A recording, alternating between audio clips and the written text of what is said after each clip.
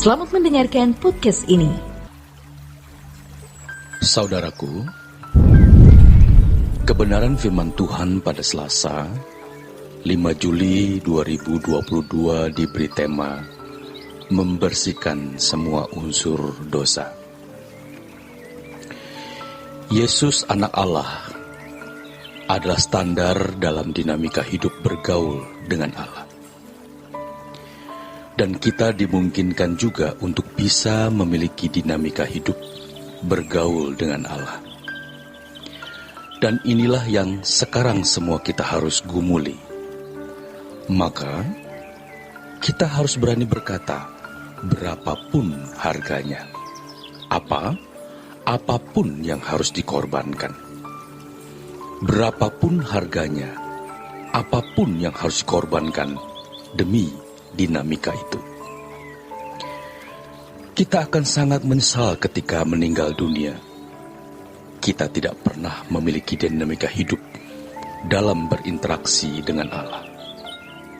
Jadi, jangan berkata seperti kebanyakan orang berkata, kita masih menginjak bumi, belum menginjak surga.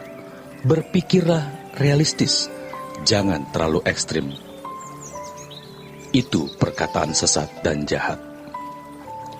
Kita memang masih menginjak bumi, tapi ingat, yang kita injak ini akan menentukan kekekalan kita. Kita memang masih di bumi, tapi ingat, apa yang kita pikirkan menentukan kekekalan kita di langit baru, bumi baru. Jadi, kita harus berani memfokuskan diri kita kepada Tuhan. Berapapun harganya, apapun yang harus dikorbankan, atau apapun yang harus dipertaruhkan, demi menemukan dinamika ini, yaitu sampai kepada Bapa. Karena Allah lah Bapa kita, itu inti kekristenan. Di dalam Yohanes 14, ketika murid-muridnya bertanya, siapa Bapa itu? Dan bagaimana kami bisa mencapai Bapa itu? Yesus berkata, akulah jalan kebenaran dan hidup. Tidak seorang pun sampai kepada Bapa, kecuali melalui aku. Banyak orang salah, dan ini bisa menjadi menyimpang, atau meleset, atau sesat, ketika mereka menyamakan sampai kepada Bapa itu sama dengan masuk surga.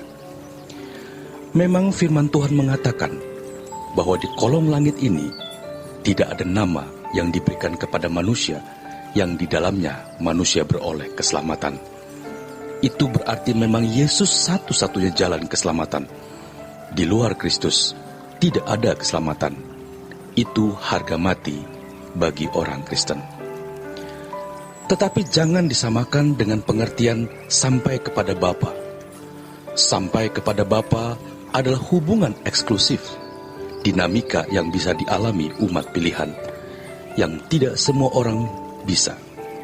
Jadi, orang-orang yang hidup di luar berita Injil, tidak mendengar Injil, salah mendengar Injil, zaman perjanjian lama yang akan dihakimi menurut perbuatan, itu mereka bisa masuk dunia yang akan datang, asal mereka mengasihi sesama seperti diri sendiri, dan tidak menjadi ancaman bagi sesama.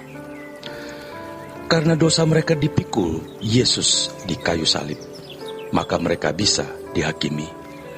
Kalau dosa mereka tidak dipikul, sebaik apapun manusia, termasuk orang Kristen, semua masuk neraka. Kristus memikul semua dosa manusia, maka ada pengadilan. Dalam Roma 2 ayat 12 sampai ke 16. Jadi sampai kepada Bapa itu tidak hanya sekedar masuk dunia akan datang, tetapi menjadi anggota keluarga kerajaan Allah yang sejak di bumi memiliki dinamika hubungan dengan Allah Bapa seperti Yesus. Itu yang kita harus gumuli dan yang harus kita cari. Berapapun harganya, apapun yang harus dipertaruhkan, dan memang hanya untuk itu kita hidup. Sampai kepada Bapa adalah penggenapan di dalam Yohanes 17 ayat 20 hingga ke 21. Engkau tinggal di dalam aku dalam engkau. tetapi kemudian dan mereka tinggal di dalam kita. Sebab kekristenan itu jalan hidup, hidupnya Yesus. Dan sejak di bumi, dinamika hidup kita sudah kelihatan. Jadi, keselamatan itu bukan sekedar keyakinan, melainkan pengalaman. Sehingga orang tahu dia akan selamat. Bukan dia yakin saja akan selamat. Makanya Tuhan berkata banyak orang dipanggil, sedikit yang dipilih. Karena memang tidak mudah. Ini sangat eksklusif, hanya untuk orang-orang tertentu saja yang dipilih. Seperti perumpamaan mengenai raja yang mengadakan pesta.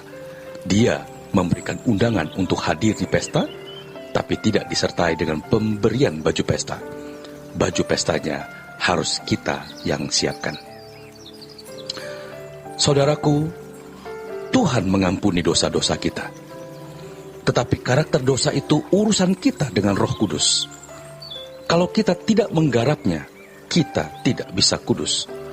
Dosa-dosamu, apapun yang kita lakukan dulu, sekarang, mungkin ke depan, bisa diselesaikan. Tetapi kodrat dosa kita juga harus diselesaikan. Kalau kita benar-benar berjuang untuk menyelesaikan dosa, lama-lama akan berhenti. Semua perbuatan akan dihakimi. Dosa yang masih dilakukan karena kodrat dosa belum selesai, itulah yang kekal, yang tidak bisa diampuni. Kodrat dosa yang masih membuahkan perbuatan dosa. Ingat, kesalahan karena memang dia menikmatinya, dan kesalahan karena kelemahan dagingnya yang masih berkodrat dosa, itu berbeda. Seseorang pasti akan sangat menyesal ketika berbuat salah.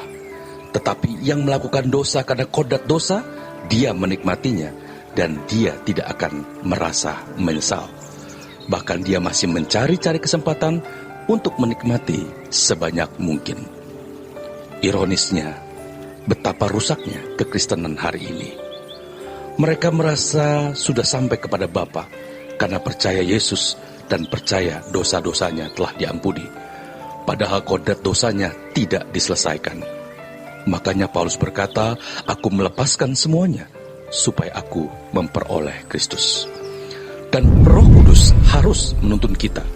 Kita harus mau menerima tuntunan Roh Kudus tersebut sampai kita mencapai kehidupan seperti yang Allah kehendaki. Kita harus terus mengalami perubahan, dan perubahan itu membutuhkan waktu. Jadi, kalau Tuhan mengizinkan kita masuk lembah kekelaman, kesulitan demi kesulitan, itu karena Allah mau membersihkan semua unsur dosa, unsur manusia lama kita. Sebab Allah memiliki standar, dan itu tidak bisa ditawar. Ini mutlak. Kuduslah kamu, sebab aku kudus. Selamat berjuang, saudaraku. Tuhan Yesus memberkati.